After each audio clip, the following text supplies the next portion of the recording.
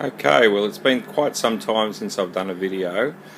I really haven't had a chance to play with the car for a long time, and just over the Christmas break I've been able to get onto it for a little while. So as you can see, the body fit's continuing. What I've been focusing my main efforts on in the last few days is this front bonnet fit, and a fair bit of work to get this right, to get the gaps and everything right. As you'd be aware, in the previous videos, the front clip had to be welded on, and on this left hand front side here you can see it's all been cleaned up properly. Still a little bit of work to do on this one here to clean the welds up there, and down here we've also put the vents in for the oil filter. I've purposely down in here, if we go, if we can get the angle right here, but where these bits come out in here, where the front shroud locates onto there, I've actually left about a 3mm gap underneath. So if we go down underneath, if you have a look here, there's purposely left a gap there and a gap there. So what's actually going to happen is I'm going to get a piece of 3 or 4mm piece of aluminium, and I'm going to put a brace that runs all on that bottom lip of the shroud across this area here, across to there, and drill some holes in it, so that just to give that area some rigidity. And I'll probably pop some rivets all the way along here, so we've got a nice sound structure for that. Some of the other things that I've been focusing on is getting these wheel arches back in, because this is a new chassis. I need to take these off and put them in. Just getting them located. As you can see, the gaps is right here. We're looking for around about 1/2 inch to just over 1/2 inch at around this point here. There's normally like a flattened area here with a hole in it, but what I did discover with this vehicle was that this wheel arch was a replacement from BMC. Obviously the vehicle had a crash early in the day, and some of the things were a little bit different, hence like these marks here, which I'll trim off. I don't know why they left these in the factory, whether they were some sort of locating points or something like that, but I'll snip them off and make them look like the original in there. So there's been a bit of work trying to get that right. You can see the Clecos up inside there, trying to get that. Probably spent about half a day trying to get that right. And on the other side it's much the same. This one took about 5 minutes to go in, so obviously reason being that that this side wasn't a side that had damage and had been replaced, so I had a few things for guides as well. Okay, so here you can see the shroud area. A lot of work's been done to get this sitting right, and I actually made a little jig to try and get these channels sitting nice and sort of square and the same shape. They were all out of shape.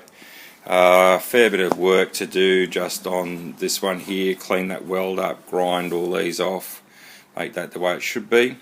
Part of getting these wheel arches in is actually getting these uprights placed in as well properly, and they've now been bent in the right position. As you can see, this one's not attached yet, but it's bent. It has to have a small kink in it down along here, and then a slight twist to fit the shroud.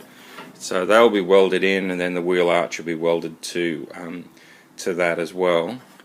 On this side here, I was fortunate enough to be able to retain that brace there. It's sitting in the right position, but it does need to be bent across a little bit. It's not sitting 100% right. It's got to just tilt over one way a little bit, and I'll bend that when that's welded in. You can see where it's been bent back towards this way, where it needs to come a little bit that way, and that's where it's been kinked there, but I'll do that when it's been welded in place. Some of the other things that need to be modified with this is this brace along here. Because I'm going to be putting air conditioning in here, I'm actually going to run the pulley from the this side of the engine block, so the left hand side of the engine block. I'm going to put a bracket down in the bottom of the block. There's an area there that can be tapped and screwed into. That's where I'll mount the compressor, and then run a pulley off the harmonica balancer or just behind it, and that'll run the air conditioning. So I need that extra space, so this will be cut, this section here inverted, and that'll give me about ½ an inch of extra space. So yeah, that's roughly where I've been up to.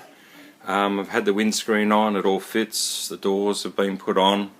I have the door that's been cut down here, and which I've been working on, so that's for the side exhaust, that one there.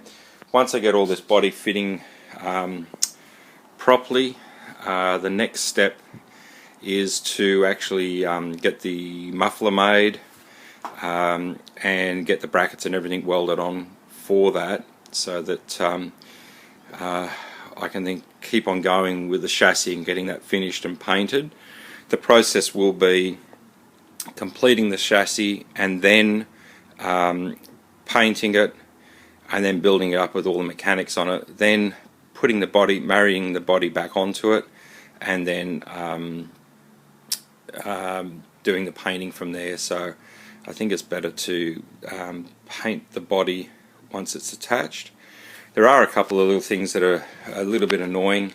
If you look along this guard here, it does clamp up a-okay, but these panels are from AH Spares, and they're very good, but in this area here, it actually tapers in this way here, and it does at the other end as well. So I have two options. I can bring the center edge across, or I can bring these ones in. I'm not quite sure which way I'll go, but I've got a bit of work there to get that fitting properly. I don't really want to rely on having to screw it tight to get it to pull across. With it being aluminium, it's just going to kink, and you will see them imperfections in the aluminium once it gets tightened up. So I've got a bit of work to do there, but I think I'll just get the rest of the body fitting together and everything a-okay, and then I can start from there. So that's roughly where I'm up to at the moment, and we just keep on plodding along and get to it when I can. But as I said, it's been at least 6 months since I've had a chance to play with this car, and the brake's been good because it's allowed me to think about some of the things and how I should do them, or how I can change them, and make things a little bit easier for myself. So yeah, it's all going well.